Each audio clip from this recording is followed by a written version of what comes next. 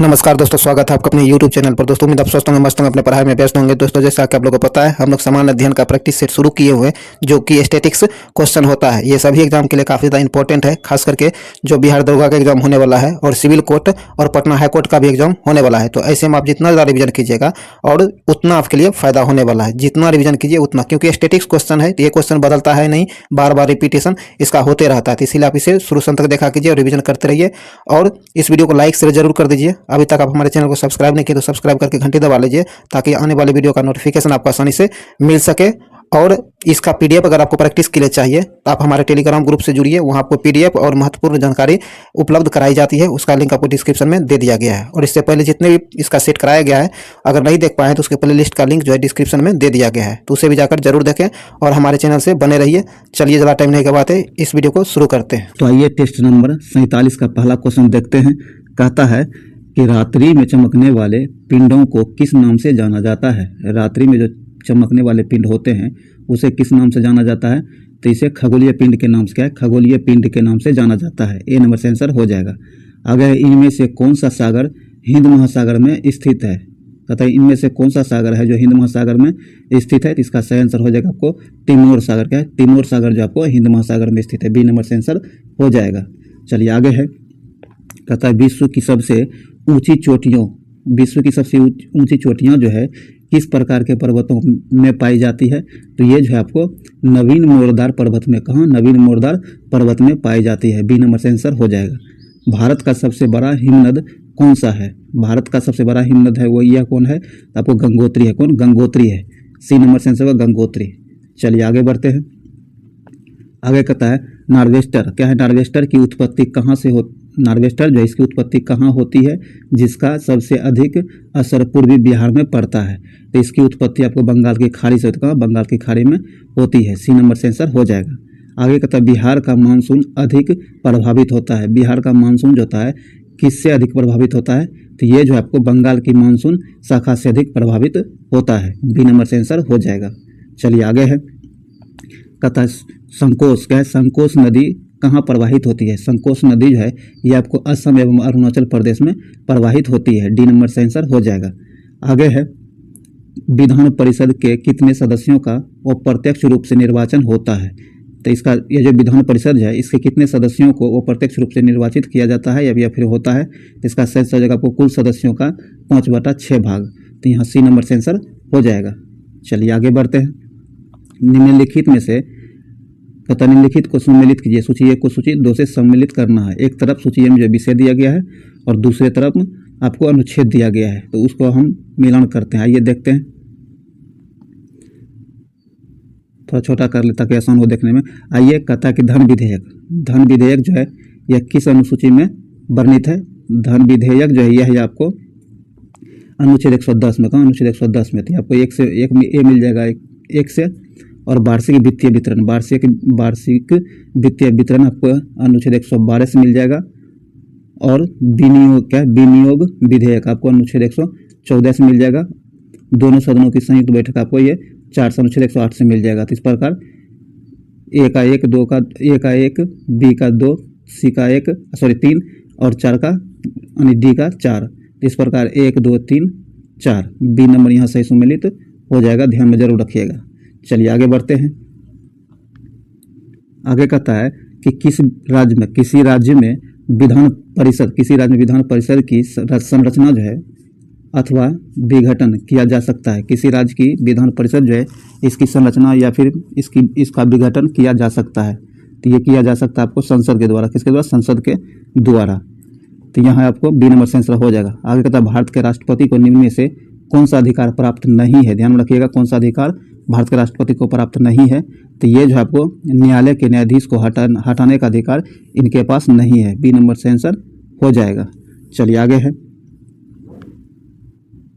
आगे कहता है इनमें से कौन भारतीय राज्य की प्रथम महिला मुख्यमंत्री बनी थी। कहता है निम्नलिखित में से वह कौन है जो किसी भी भारतीय राज्य की पहली महिला मुख्यमंत्री बनी थी। इसका सही आंसर हो जाएगा आपको सुचेता कृपलानी। कौन, सुचेता कृपलानी। ए नंबर से आंसर हो जाएगा। और आप कमेंट बॉक्स में बताइए कि कहाँ की मुख्यमंत्री बनी थी, ये जरूर बताइएगा।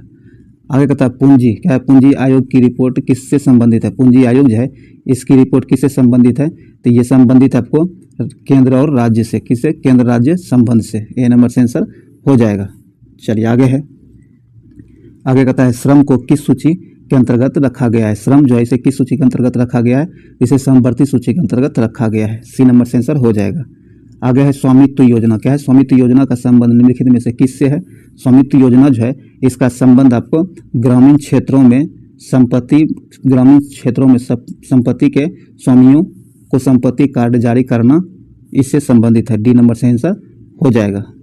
चलिए आगे है, आगे कहता है कि प्रांतों, क्या है? प्रांतों में शासन व्यवस्था किस अधिनियम के तहत लागू किया गया? प्रांतों में जो शासन व्यवस्था लागू किया गया था ये किस अधिनियम के तहत लागू किया गया है? तो यह किया गया भारत सरकार अधिनियम 1919 के तहत। तो यहाँ आपको सी नंबर से आंसर हो जाएगा। चलिए आगे है, आगे कहता है द इंडियन मुस्लिम नामक पुस्तक के लेखक निम्नलिखित में से कौन है? द इंडियन मुस्लिम जो है पुस्तक, इस पुस्तक के लेखक कौन है? तो इस पुस्तक के लेखक आपको सर विलियम हंटर है। कौन? सर विलियम हंटर है। सी नंबर से आंसर हो जाएगा। आगे कहता है साइमन कमीशन, क्या है? साइमन कमीशन का भारत में क्यों विरोध हुआ? साइमन कमीशन का भारत में विरोध हुआ था, क्यों किया गया था? तो ये किया गया था, इनमें जो है एक भी भारतीय सदस्य शामिल नहीं थे, इसीलिए इसका विरोध भारत में किया गया था। सी नंबर से आंसर हो जाएगा। चलिए आगे है, कहता निम्नलिखित घटनाओं को सही क्रम में सजाएं। इसका घटना जो हुआ था ये सही क्रम में, पहले कौन हुआ था उसके बाद कौन हुआ था, इसके आधार पर आपको सजाना है। तो इसका सही आंसर हो जाएगा आपको सबसे पहले बटलर आयोग, क्या है? बटलर आयोग हो जाएगा सबसे पहले। आपको एक नंबर पर बटलर आयोग आ जाएगा, दूसरे नंबर पर आपको सविनय अवज्ञा आंदोलन आ जाएगा दूसरे नंबर पर, और तीसरे नंबर पर आपको प्रथम गोलमेज सम्मेलन आ जाएगा, चौथे नंबर पर आपको गांधी इरविन समझौता आ जाएगा, उसके बाद पांचवें नंबर पर आपको भगत सिंह को फांसी आ जाएगा, और फिर आपको पूना पैक्ट आ जाएगा। तो ये आपको 5 हो जाएगा। तो इस प्रकार इसका सही आंसर आपको हो जाएगा बी नंबर। क्या होगा? B number. तो ध्यान रखिएगा यहाँ बी नंबर से आंसर हो जाएगा। चलिए आगे बढ़ते हैं। सॉरी दोस्तों, आगे कहता है अष्टप्रधान, क्या है? अष्टप्रधान के बारे में निम्न में से क्या सत्य नहीं है? ध्यान रखिएगा सत्य नहीं है। अष्टप्रधान जो है इसके बारे में कौन सा कथन या सत्य नहीं है ये आपको बताना है। तो इसका सही आंसर हो जाएगा आपको कि यह 8 मंत्रियों का एक परिषद था। सही है यह। मंत्रियों को कोई विशेष अधिकार नहीं था, यह भी सही है। मंत्रियों से परामर्श लेने के लिए शिवाजी बाध्य नहीं थे, यह भी सही है। तो जब 3 सही हो गया तो चौथा गलत हो जाएगा, क्योंकि गलत ही ढूंढने के लिए कहा गया है। तो डी नंबर से आंसर हो जाएगा जो सही नहीं है। चलिए आगे है, निम्नलिखित में से कौन सा जोड़ा सही है? कहता निम्नलिखित में से वह कौन सा जोड़ा है जो सही दिया गया है? तो जो सही है ये आपको हिंदू उत्तराधिकारी अधिनियम 1956, यह सही दिया गया है। तो डी नंबर से आंसर हो जाएगा। आगे कहता बुंदेलखंड के बुंदेला विद्रोह का नेता कौन था? बुंदेलखंड में जो बुंदेला विद्रोह हुआ था इसका प्रमुख नेता कौन थे? इसके प्रमुख नेता आपको मधुकर शाह और जवाहर सिंह थे। यहाँ सी नंबर से आंसर हो जाएगा। चलिए आगे बढ़ते हैं। आगे कहता है कि पागलपंथी विद्रोह कहाँ हुआ था? पागलपंथी विद्रोह जो हुआ था यह कहाँ हुआ था? तो पागलपंथी विद्रोह आपको पश्चिम बंगाल में हुआ था। कहाँ? पश्चिम बंगाल में हुआ था। बी नंबर से आंसर हो जाएगा। आगे कहता है मालवा, गुजरात एवं महाराष्ट्र को किस शासक ने पहली बार जीता? तो इसका सही आंसर हो जाएगा आपको चंद्रगुप्त मौर्य ने। किसने? चंद्रगुप्त मौर्य ने पहली बार जीता था। चलिए आगे है, आगे कहता है पेरिप्लस, क्या है? पेरिप्लस ऑफ एरिथ्रियन सी नामक पुस्तक के लेखक कौन है? तो इस पुस्तक के लेखक आपको अज्ञात नाविक समूह है। डी नंबर से आंसर हो जाएगा। चलिए आगे है, आइए दोस्तों आगे कहता है खदानों की कृषि, क्या है? खदानों की कृषि सर्वप्रथम कहाँ प्रारंभ हुई थी? खदानों की कृषि जो है ये सर्वप्रथम कहाँ प्रारंभ हुई थी? तो ये प्रारंभ हुई थी आपको नवपाषाण काल में। कब? नवपाषाण काल में। ए नंबर से आंसर हो जाएगा। आगे कहता है किस इकाई का उपयोग किया जाता है? कहता है कि किस इकाई का उपयोग किया जाता है? तो इसका सही आंसर हो जाएगा आपको पीपीएम। किसका? पीपीएम का। बी नंबर से आंसर हो जाएगा। आगे है मूर्ति पूजा का आरंभ कब से माना जाता है। मूर्ति पूजा जो है इसका आरंभ कब से माना जाता है, तो यह माना जाता है आपको पूर्व आर्य काल से। कब से? पूर्व आर्य काल से। ए नंबर से आंसर हो जाएगा। चलिए आगे है, कहता है द्वार समुद्र। क्या है? द्वार समुद्र किस राजवंश की राजधानी थी। द्वार समुद्र जो है ये किस वंश की राजधानी थी, तो ये थी आपको होयसल की। कहाँ की? होयसल की। सी नंबर से आंसर हो जाएगा। आगे कहता है निम्नलिखित में से किसे मध्यकालीन यात्रियों का राजकुमार कहा जाता है। मध्यकालीन यात्रियों का राजकुमार जो कहा जाता है यह कहा जाता है आपको मार्को पोलो को। किसे? मार्को पोलो को। डी नंबर से आंसर हो जाएगा। चलिए आगे है, गुरिल्ला युद्ध। क्या? गुरिल्ला युद्ध प्रणाली के संबंध में शिवाजी का अग्रगामी किसे माना जाता है, तो ये माना जाता है मलिक अंबर को। सी नंबर से आंसर होगा मलिक अंबर। आगे कहता है भारत छोड़ो आंदोलन के दौरान जयप्रकाश नारायण साथियों समेत किस जेल से भागने में कामयाब रहे थे। भारत छोड़ो आंदोलन जो हो रहा था 1942 में, उस समय जयप्रकाश नारायण जो है अपने साथियों के साथ भागने में किस जेल से कामयाब रहे थे, तो इसका सही आंसर हो जाएगा आपको हजारीबाग जेल से। इसका पूरा नाम हजारीबाग सेंट्रल जेल था। बी नंबर से आंसर हो जाएगा। चलिए आगे बढ़ते हैं, कहता है कि यदि पदार्थ का चुंबकीय संवेग शून्य होता है तो पदार्थ है। कहता है किसी पदार्थ का चुंबकीय संवेग शून्य है तो वह पदार्थ क्या है, तो वह पदार्थ आपको प्रतिचुंबकीय होगा। क्या होगा? प्रतिचुंबकीय होगा। ए नंबर से आंसर हो जाएगा। आगे कहता किसी स्थान पर पृथ्वी के चुंबकीय क्षेत्र की दिशा होती है। कहता कोई भी किसी भी क्षेत्र में जो होता है स्थान पर पृथ्वी के चुंबकीय क्षेत्र की दिशा क्या होती है, तो इसकी दिशा आपको चुंबकीय जो है दक्षिण से उत्तर की ओर होता है। डी नंबर से आंसर हो जाएगा। चलिए आगे बढ़ते हैं, आगे कहता है एमआरआई। क्या है? एमआरआई मशीन इनमें से किसका उपयोग होता है। एमआरआई मशीन जो है इसमें किसका प्रयोग होता है, तो इसमें जो प्रयोग होता है उपयोग होता है आपको चुंबकीय तरंग का। किसका? चुंबकीय तरंगों का प्रयोग होता है। डी नंबर से आंसर हो जाएगा। आगे कहता है निम्नलिखित में से किसकी वेदन क्षमता सबसे अधिक है, तो सबसे अधिक वेदन क्षमता जो है ये आपको गामा किरण। किसकी? गामा किरण की वेदन क्षमता सबसे अधिक है। बी नंबर से आंसर हो जाएगा। चलिए आगे है, आगे कहता है निम्नलिखित में से किसका नाभिक ईंधन के रूप में प्रयोग नहीं किया जाता। ध्यान रखिएगा, ईंधन के रूप में प्रयोग नहीं किया जा सकता है, तो इसका सही आंसर होगा हीलियम का। हीलियम के नाभिक को जो है ईंधन के रूप में प्रयोग नहीं किया जा सकता है। सी नंबर से आंसर हो जाएगा। चलिए आगे बढ़ते हैं, आगे कहता है कि यूरेनियम के रेडियोधर्मी विघटन का अंतिम उत्पाद है। इसका अंतिम उत्पाद क्या होता है, तो ये आपको सीसा होता है। क्या होता है? सीसा होता है। ए नंबर से आंसर होगा सीसा। कहता हवाई जहाज के ब्लैक बॉक्स का रंग क्या होता है। हवाई जहाज में ब्लैक बॉक्स जो होता है इसका रंग कैसा होता है, तो इसका रंग जो होता है आपको बैगनी होता है। क्या होता है? सॉरी, नारंगी रंग का। किस? नारंगी रंग का होता है। सिर्फ इसका नाम ही ब्लैक बॉक्स होता है, लेकिन ये नारंगी रंग का होता है और इसका कार्य होता है जब भी किसी आपातकालीन वजह से इस दुर्घटनाग्रस्त होता है तो इसमें सब दर्ज हो जाता है और इसकी जांच करने के बाद इसके कारणों का पता लगाया जा सकता है। तो यहाँ पर डी नंबर से आंसर नारंगी रंग का होता है हवाई जहाज में ब्लैक बॉक्स। चलिए आगे है, कहता है जंतु वसा में सामान्यतः क्या होता है। जंतु वसा जो होता है इसमें सामान्यतः क्या होता है, तो इसमें सामान्यतः आपको संतृप्त वसा अम्ल होता है। क्या? संतृप्त वसा अम्ल होता है। बी नंबर से आंसर हो जाएगा। आगे कहता है एक खाद्य श्रृंखला में सर्वाधिक संख्या किसकी होती है। एक खाद्य श्रृंखला जो होता है इसमें सर्वाधिक संख्या किसकी होती है, तो ये होती है अपघटक की। किसकी? अपघटक की संख्या सर्वाधिक होती है। डी नंबर से आंसर हो जाएगा। चलिए आगे है, कहता प्रयोगशाला में सर्वप्रथम डीएनए का संश्लेषण किसने किया था। प्रयोगशाला में सर्वप्रथम डीएनए का संश्लेषण जो है किसके द्वारा किया गया था, तो ये किया गया था खुराना के द्वारा। किसके द्वारा? खुराना, हरगोविंद खुराना इसका पूरा नाम है। बी नंबर से आंसर हो जाएगा।